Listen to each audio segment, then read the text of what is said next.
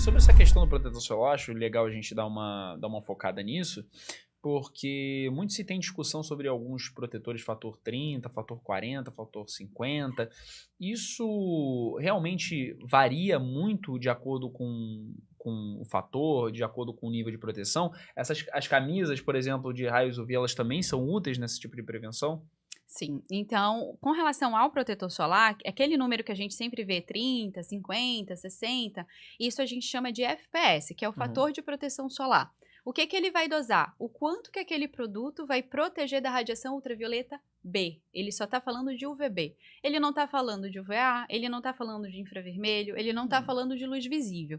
Então, a gente tem que sempre ficar muito atento nas outras orientações que tem na embalagem. Então, ele está dizendo que tem também fator de proteção UVA, amplo espectro de proteção, é uma dica que eu sempre dou, procura, vê se está escrito ali, amplo espectro de proteção solar.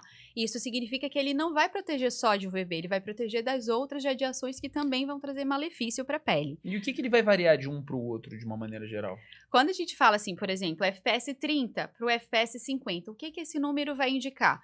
É a quantidade de tempo que você vai ficar exposto ao sol e o Interessante. tempo que vai levar até ter uma queimadura solar. Então, se eu pego o sol por 10 minutos e eu queimo, usando um protetor solar de fator 30, eu vou fazer 30 vezes 10 é o período que eu vou levar para ter uma queimadura solar. Só que qual que é o grande problema disso? A grande maioria das pessoas não usa de forma adequada o protetor.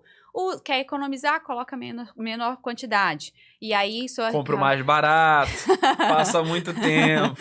Sim, e aí não aplica na área toda.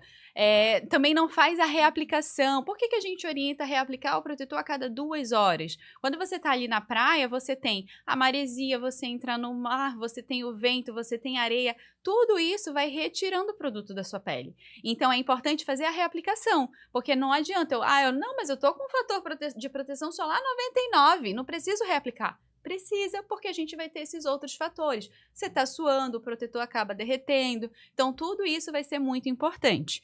Tem muitas pessoas que falam assim, mas então não tem diferença eu comprar o 50 ou 99? Depende muito da situação e do quadro daquela pessoa que está falando. Então, eu tenho a minha pele queima rápido, eu não bronzeio quase nada, escolhe um fator de proteção mais elevado. Por quê? Porque tu vai ter uma proteção por mais tempo e com maior segurança. Pele morena, aí é tudo bem, a gente deixa usar um protetor solar com fator de proteção 30, 50, que aí não tem problema. A minha grande preocupação quando a gente fala de fator de proteção solar muito baixo é que a maioria dos produtos, eles não vão colocar na embalagem o valor do PPD. O que que é o PPD? É o índice que vai medir o quanto que protege de UVA. E UVA, antigamente, falava-se mais, tá só associado a envelhecimento, a pele vai ficando mais seca, mais envelhecida, mas já tem estudo mostrando que a UVA também está relacionado com câncer de pele. Então, se eu uso um FPS baixo, provavelmente o PPD também é muito baixo. E aí eu estou machucando essa pele a longo prazo. Por isso que a gente tem uma tendência a escolher sempre o FPS de 50 para cima. Isso está muito atrelado também ao tempo de exposição ao sol. Por exemplo, salva-vidas, ele precisa estar no sol o dia inteiro. Então, o protetor solar dele tem que ser muito mais potente do que alguém que vai ficar no sol, por exemplo, 2 horas, certo? Exatamente. Então, entrando pro lado também de algumas roupas, algumas formas que a gente pode se prevenir, como essas blusas UV que eu falei, chapéu, isso também ajuda de uma maneira Muito, geral? muito. Porque a gente não passa protetor solar no cabelo, né? Então, tem produtos para o cabelo também. Sim, que ajudam a proteger Que essa área também? ajuda. Então, assim, a gente pode passar no couro cabeludo, Aham. mas existe produto para o próprio cabelo. Então, tem a forma de dosar ali, a proteção é diferente, que é o fator de proteção de queratina, que tem mais associação com a qualidade de fibra capilar, mas aí é outra, não tem muita relação com o câncer de pele. Mas esses fatores, chapéu, blusa com manga, isso vai ser importante.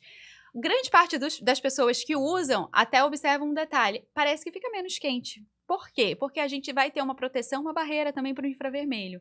Então, acaba que vai ficar mais fresquinho você estando ali na praia usando essa roupa que tem um fator de proteção. Lá ele vai sempre falar, tem fator de proteção de ultravioleta, porém, ele vai diminuir chegar o calor naquela pele, o infravermelho também. Então, acaba ficando mais confortável. Entendi. E uma pergunta bem objetiva. Existe câncer de pele na cabeça, na parte do cabelo? Sim! Muita gente acha que tá tudo certo, que tem o cabelo ali, tá protegendo aquela área. Existem muitos casos que chegam para você de câncer de pele ali no couro cabeludo? Sim, tem. Então, o couro cabeludo a gente pode ter principalmente os carcinomas, né? Carcinoma basocelular, carcinoma de células escamosas, que aí é pela exposição solar crônica, que é aquelas queimaduras frequentes no couro cabeludo. Mas existem pessoas que podem ter melanoma também no couro cabeludo, que são as pintas. Então, tem que proteger. Usar chapéu sempre vai ser a melhor opção. É só os carecas, né, que se preocupam mais com essa questão do câncer de pele por acharem que não tem cabelo protegendo. E agora uma pergunta que é como se fosse uma consulta pessoal. Eu sempre gosto de usar os nossos convidados aqui para fazer uma consulta pessoal. O que você diria para um paciente como eu, que vai na praia sempre e nunca passa protetor solar? Olha, eu puxaria o olho. Então, assim, é importante, porque às vezes a gente olha, mas eu quase não queimo. Existe a queimadura subclínica que a gente fala. Então, não necessariamente ficar descamando toda a pele vermelha, que parece que não consegue nem encostar. Não é só aquela situação que a gente está queimando. Uhum. O eritema subclínico, o que é isso? É o período antes da pele ficar vermelha. A partir daquele momento, a gente já está fazendo o quê? Oxidação. A gente já está favorecendo a produção de radicais livres, a gente já favorece o surgimento de mutações. Então, a dica é usar protetor solar. Use protetor solar. Não, é assim, e o bizarro, entre aspas, né, é que sempre quando a pessoa pergunta, e aí, Manuel, você não vai passar protetor? Eu falo assim, não, eu não me queimo muito não. Aí logo em seguida, um dia depois, o que acontece? Tá lá eu todo queimado, todo descascando, e realmente é desagradável demais você ficar com aquela sensação de pele queimada e descascando. Mas o que a gente pode fazer? Vamos dizer que o paciente ele pisou na bola. Ele não passou protetor, ele passou pouco protetor. Ele tem alguma coisa que ele pode fazer depois? Olha só, a besteira tá feita. Você não passou protetor, você ficou exposto por muito tempo. Ele passar um hidratante, ele passar alguma coisa, isso vai fazer com que reduza os danos de alguma maneira?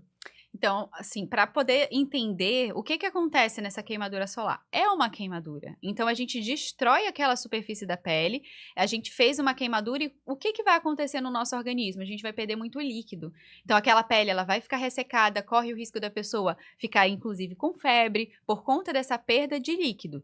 O principal vai ser resfriar essa pele, usar produtos hidratantes, de preferência hidratante que a gente fala que é oclusivo, que vai diminuir um pouco mais essa perda de água e se hidratar. Então, tem que beber bastante água. Em casos mais graves de queimadura solar, às vezes a gente tem que usar, inclusive, corticoide oral, que são medicamentos para reduzir o processo inflamatório e tentar regredir mais rápido essa queimadura e diminuir a formação das bolhas. Peraí, não vai embora não. Se você acabou de assistir esse corte, dá o like, comenta, interage aqui com o vídeo para ajudar a gente e dá uma olhada aqui no canal de corte. Se você gostar de outro, acompanha, ver se te interessa ver mais alguma coisa. E claro, o episódio completo desse corte que você acabou de assistir está disponível já no canal oficial do podcast Bússola Profissional. Te espero lá.